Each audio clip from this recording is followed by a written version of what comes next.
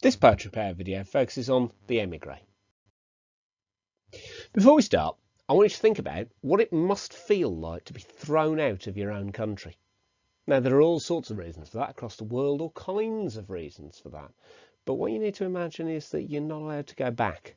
You might still have family there, you might still have friends there, but under no circumstances are you personally allowed to return. And I want you to think about 3 feelings that might give you and explain why. Once you're done, unpause the video and we'll get straight in with the poem. The Emigree by Carol Rumans. There once was a country. I left it as a child, but my memory of it is sunlight clear, for it seems I never saw it in that November which I am told comes to the mildest city. The worst news I receive of it cannot break my original view, the bright filled paperweight. It may be at war, it may be sick with tyrants, but I am branded by an impression of sunlight. The white streets of that city, the graceful slopes glow even clearer as time rolls its tanks and the frontiers rise between us, close like waves. That child's vocabulary I carried here like a hollow doll opens and spills a grammar. Soon I shall have every coloured molecule of it. It may by now be a lie, banned by the state, but I can't get it off my tongue. It tastes of sunlight. I have no passport, there's no way back at all, but my city comes to me in its own white plane. It lies down in front of me, docile as paper. I comb its hair and love its shining eyes. My city takes me dancing through the city of walls. They accuse me of absence, they circle me, they accuse me of being dark in their free city. My city hides behind me. They mutter death, and my shadow falls as evidence of sunlight. Now, this is a complicated poem. It's one of the most metaphorical poems that we have in the anthology to have a look at. But we'll tackle it the same way we tackle all of them. We'll explore 3 things. What does the poet want us to feel? How do they use language to present their message? And why have they shaped the poem this way? First of all, let's try and get our heads around what happens in the poem.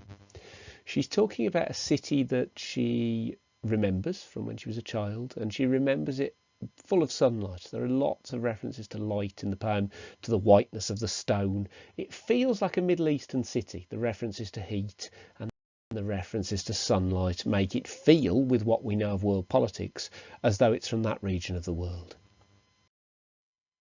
She describes it as having had war since, sick with tyrants. A tyrant is a ruler who misuses their power. And here you can see in the picture the sort of war-torn streets that I imagine when I read the poem.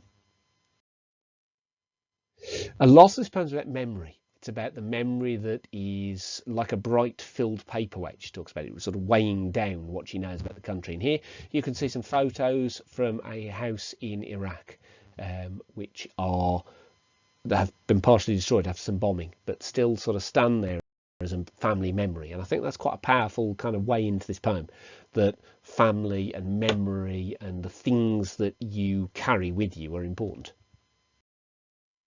And finally, that lovely image of my city takes me dancing through the city of walls.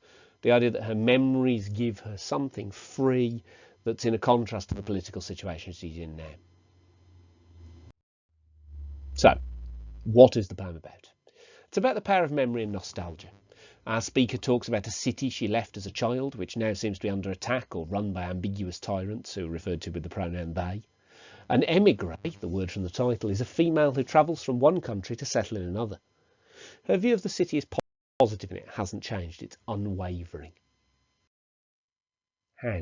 There's 2 things we'll have a look at when we explode quotes.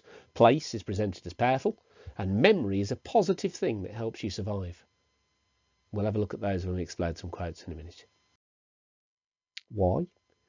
Though the poem obviously talks about a place, it could also represent a time, a person or an emotion. Anything that can be lost but stays in your mind. The poem was written in 1993, but it feels as fresh as ever. We're still dealing with the effects of emigration from war-torn countries. People still lose their homes all over the world in this sort of conflict. Rumans herself has said that the poem's about the conflict between imagination and convention, what you expect in your mind and what you actually have to do. Here the speaker only has power over the images in her mind. On to some quotation explosions then. For our first quotation, but I am branded by an impression of sunlight. I'd look at the pronoun. and what's important in the poem and how we know it's personally important. I'd look at the verb branded, the idea that almost like a cow, you've been marked with hot iron to show that you're marked somewhere.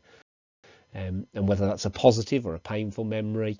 Have a little think about scars, have a little think about the metaphor of sunlight. And once you've jotted some notes on that, unpause the video and we'll have a look at the next bit.